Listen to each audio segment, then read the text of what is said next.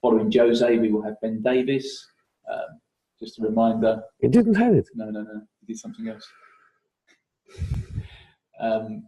After that, I just remind everyone, it's all in, so there's no separates for this at all. If you do have a question, please raise your hand. We'll try to get to as many of you as possible. So I will start with Gary Cottrell. Hello, Gary. Thank you, Simon. Hello, Jose. Gary, good morning. Hello there. Obviously, a draw is enough, but I guess the priority is to try and win the group. Yeah, the priority is always to try to win the next match. The next match is an Europa League match, and we are going to do the same that we try to do when we play Premier League. We are going to try to win the match. If in the end of the match we have a draw, then yes, okay, that's fine. We qualified before the last match, but we are not going to play for the point and to qualify. We are going to play to win, like we do every match. But I say the same before every match. Every result is possible, but our intention is to go there and to try to win. Let's assume, no need to confirm or otherwise, that Gareth Bale will get some minutes again tomorrow night. Has he progressed, though, as fast as you'd hoped? Gareth? Yes. No, the only problem with Gareth is to get into the dynamic and the confidence of playing consecutive matches without any bad feeling, without any negative feeling, without any remembrance of the recent past where the condition was not the best and the fears were there. So I think it's more about that. But he's playing regular. He has the chance of a physical evolution. Of course, he doesn't need a technical or tactical evolution. He just needs a physical evolution, get into the intensity of matches and get his confidence back to play consecutive matches, like 3 matches in a week. So I think it's more about that. Okay, George Cummings, 5 Live. George.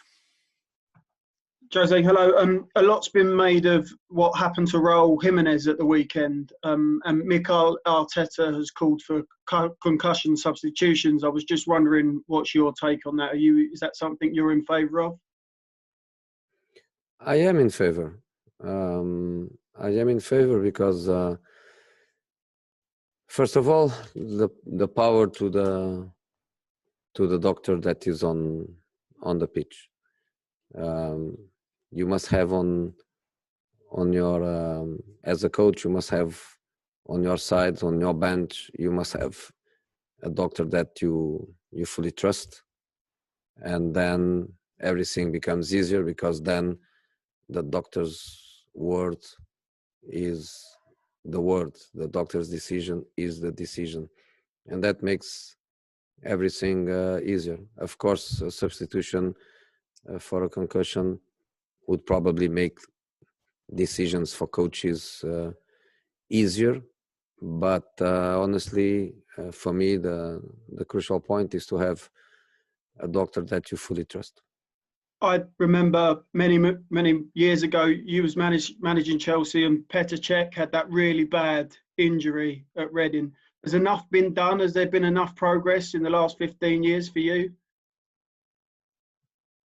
I believe that Petr Cech situation was key for changes, and immediately some problems in some Premier League stadiums were quite evident, and that situation with Peter, I think, was a key to change many things, and was a long time ago, but of course I remember lots of things going on to try to give the best conditions for doctors and ambulances and transformations in the stadium security to leave the stadium, all this kind of situation was a big improvement at that time. Okay, we're going to go to James Savundra. James. Hi, Jose. It's obviously a huge game coming up this weekend against Arsenal. So I wonder, does that come into your thinking when you look at who goes on this trip to LASK tomorrow? No, the big game is tomorrow.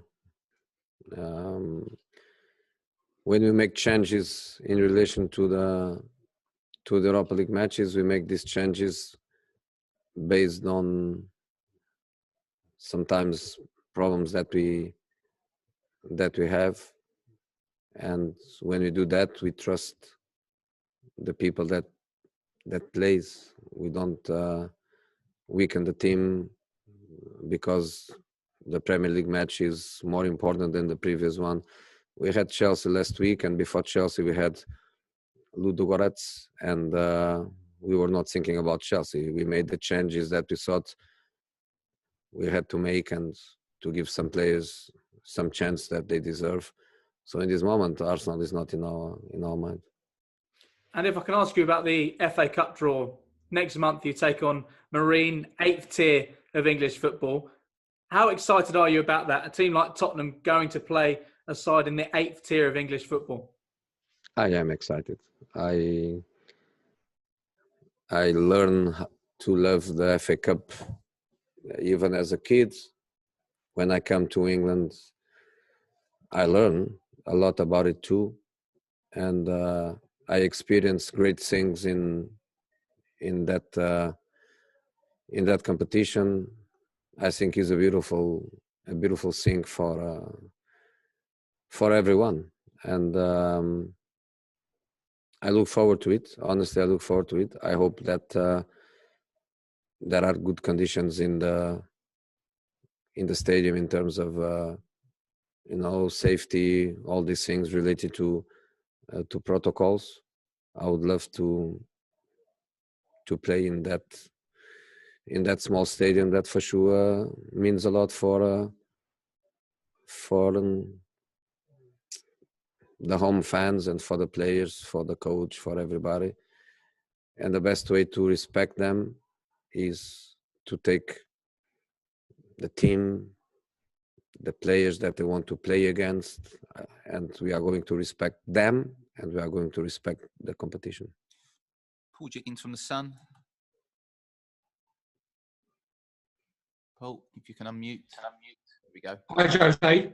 At the weekend, you described Tottenham as just a pony in the Premier League title horse race.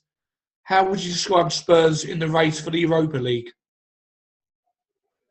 In the race for Europa League, in this moment, I think we are in the race. We are one of the most important horses in the race. We have to admit that an English team in Europa League is for sure an important club. But then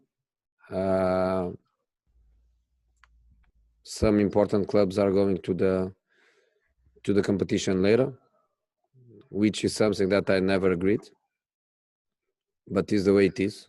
And for sure, eight clubs that were not successful in the Champions League, instead of go home, they come to the Europa League, and then that will change the dynamics of the competition. Thank you. I'm going to go to Ali Gold quickly. Ali. Hi there, Jose. The club just showed us, just before you came on, a little video from training today. Unless I was mistaken, I couldn't see Harry Kane, Sergio Reguilon, Carlos Vinicius, or Eric Lamela. I just wondered are they all injured? Yeah. Or are they any of those serious injuries? Obviously, Harry Kane would be a big loss, particularly for the North London derby as well. No, Lamela is an injury that comes already, 3 weeks, a month, something like that. And I don't believe that he has a chance to be for the weekend. Harry, Vinicius, and Sergio, there is a chance for them to be for the weekend. Okay, we're going to go to Omar Akatugba. Omar, would you come mute for us, please? Thank you. Okay. Hi, Jose. My name is Omar Akatugba. I represent omarsports.com. The other day, Lucas Moura was alluding to the fact that the mentality at Spurs has changed since you became the manager. And that, I think, has been a pattern with you from Chelsea, from Porto to Chelsea to Inter Milan to Real Madrid, and with the exception of Manchester United. How do you manage to get these players to become lions, fighters, the moment you become their manager? What do you mean by with the exception of Man United?